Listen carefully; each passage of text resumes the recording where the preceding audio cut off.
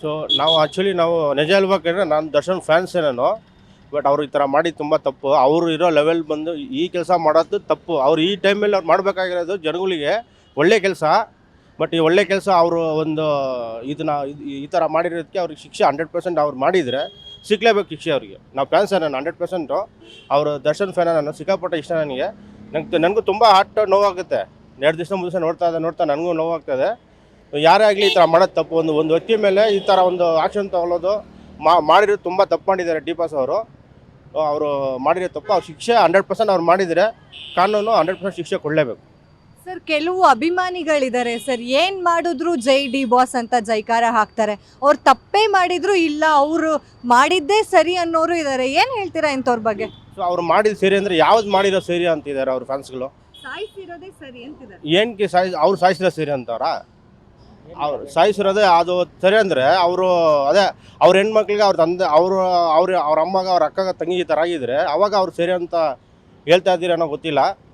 ಇದು ತುಂಬ ತಪ್ಪು. ಯಾರಾಗಲಿ ಶಿಕ್ಷೆ ಕೊಡಲೇಬೇಕು. ಕಾನೂನಿದೆ, ಪೊಲೀಸರು ಇದ್ದಾರೆ, 100% ಅವರು ಕರೆಕ್ಟಾಗಿ ಮಾಡ್ತಾರೆ. ಮಾಡಲಿ, ಒಳ್ಳೇದೇ ಮಾಡ್ತಾ ಇರೋದು. ಅವರು ಏನಂದರೆ ಅವರು ಒಳ್ಳೆ ಅಭಿಮಾನಿಯಾಗಿ ತೋರಿಸ್ಕೊಂಡವ್ರೆ. ನಾನು ಡಿ.ಬಾಸ್ಗೆ ಒಳ್ಳೆ ಅಭಿಮಾನಿ. ನಮ್ಮ ಬಾಸ್ ಏನೇ ಮಾಡಿದ್ರು ಒಳ್ಳೇದಂತಾರೆ. ಬಟ್ ಬಾಸ್ ಚೆನ್ನಾಗಿರ್ಬೇಕಾಯ್ತು ಅಲ್ವಾ?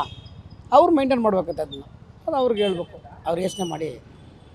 ಅವ್ರು ಒಳ್ಳೆ ಅಭಿಮಾನಿ. ಯಾರೋ ಹೇಳಿದಾರಲ್ಲ, ತುಂಬ ಒಳ್ಳೆ ಅಭಿಮಾನಿ ಅವರು. ಯಾರೋ ಪಕ್ಕ ಅಭಿಮಾನಿ ಅವರು. ಅದು ಬಿಟ್ಕೊಡಲ್ಲ. ಯಾಕಂದರೆ ನಾವು ಒಂದು ಅಭಿಮಾನಿಗೆ ಅವ್ರು ಕೊಂದಿದ್ದಾರೆ ಅಂದರೆ ನಮಗೆ ಭಯ ಆಗ್ತಾ ಇದೆ. ಭಯ ಅಂದರೆ ಯಾವ ಥರ ಅಂದರೆ ಇಂಥ ವ್ಯಕ್ತಿ ನಾವು ಬಂದು ಪ್ರೀತಿಸ್ತೀವಲ್ಲ, ಇಂಥ ವ್ಯಕ್ತಿ ನಾವು ಮನಸ್ಸು ಇಟ್ಕೊಂಡಿದ್ದೀವಿ ಅಂದ್ಬಿಟ್ಟು ಭಯ ಆಗ್ತಾ ಇದೆ. ಸೊ ಇನ್ನೂ ನನಗೆ ನಂಬಿಕೆ ಇಲ್ಲ. ನೋಡೋಣ ದೇವ್ರ ಮೇಲೆ ಒಂದು. ಸರ್, ನಾಳೆ ಅಭಿಮಾನಿನೇ ಕೊಂದಿದ್ದಾರೆ ಅಂದವರು ನಾಳೆ ದಿನ ಆ ಅಭಿಮಾನಿಗಳಿಗೆ ಇಂಥ ಸ್ಥಿತಿ ಬರಲ್ಲ, ಇಂಥ ಗತಿ ಬರಲ್ಲ ಅನ್ನೋದು ಏನು ಗ್ಯಾರಂಟಿ? ನಮ್ಮ ಕಡೆಯಿಂದ ಒಂದು ಹೇಳ್ತೀನಿ, ಎಲ್ಲರಿಗೂ ಒಂದು ಹೇಳ್ತೀನಿ, ತಿಳ್ಕೊಳ್ಳಿ ಮೇಡಮ್. ಯಾರೇ ಆಗಲಿ ದೇವ್ರ ಕಸ್ಟಡಿಯಿಂದ ಯಾರೂ ತಪ್ಸ್ಕೊಳ್ಳೋಕ್ಕಾಗಲ್ಲ. ದೇವ್ರ ಶಿಕ್ಷೆ ಕೊಡ್ತಾನೆ, ಆಯಿತಾ? 100% ಇದು ಮಾಡಿದ ದರ್ಶನ ನಿಜ ಅಂದರೆ ಅವ್ರು ತಪ್ಸ್ಕೊಳ್ಳೋಕೆ ಸಾಧ್ಯನೇ ಇಲ್ಲ. ಅವ್ರು ದುಡ್ಡಿಂದ ಬೇಕಾದ್ರೆ ಗೆಲ್ಲಿಸ್ಬೋದು, ದೇವ್ರ ಹತ್ರ ತಪ್ಸ್ಕೊಳ್ಳೋಕ್ಕಾಗಲ್ಲ. ಸೊ ಅದು ನಾನು ಬೇಕಾದ್ರೆ ಭರವಸೆ ಕೊಡ್ತೀನಿ.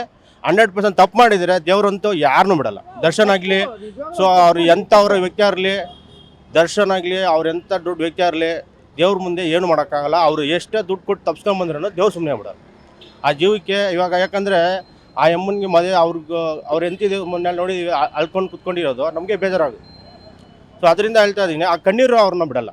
ಕಾಸು ನೀವು ಕೊಂಡ್ಕೊಳ್ಬೋದು, ಕಾಸಿದೆ ಇವಾಗ ಕೋಟ್ಯಾಂತರ ರೂಪಾಯಿ, ಆಚೆ ಬರ್ಬೋದು, ಏನೋ ಮಾಡ್ಬೋದು. ಆದರೆ ದೇವರಿಂದ ತಪ್ಪಿಸ್ಕೊಳ್ಳೋಕ್ಕೆ ಯಾರ ಕೈಲೂ ಆಗಲ್ಲ. ಎಂಥ ವ್ಯಕ್ತಿನಾಗಲಿ, ಅವ್ರು ಎಂಥ ದೊಡ್ಡ ಕೋಟ್ಯಾಧಿಪತಿಗಳಾಗಲಿ, ದೇವ್ರ ಕೈಯಿಂದ ತಪ್ಪಿಸ್ಕೊಳ್ಳೋಕ್ಕೆ ಯಾರ ಕೈಲಾಗಲ್ಲ. 100% ಶಿಕ್ಷೆ ಇದೆ. ತಪ್ಪು ಅವ್ರು ಮಾಡಿದರೆ 100% ಶಿಕ್ಷೆ ಇದೆ. ಪೊಲೀಸರು ಕಾಪಾಡ್ಬೋದು, ದುಡ್ಡಿಂದ ಕಾಪಾಡ್ಬೋದು, ದೇವರಿಂದ ಅವ್ನ ಕೈ ಕಾಪಾಡಿ ಯಾರ ಕೈಲಾಗಲ್ಲ. 100% ಅನ್ಬೋದು.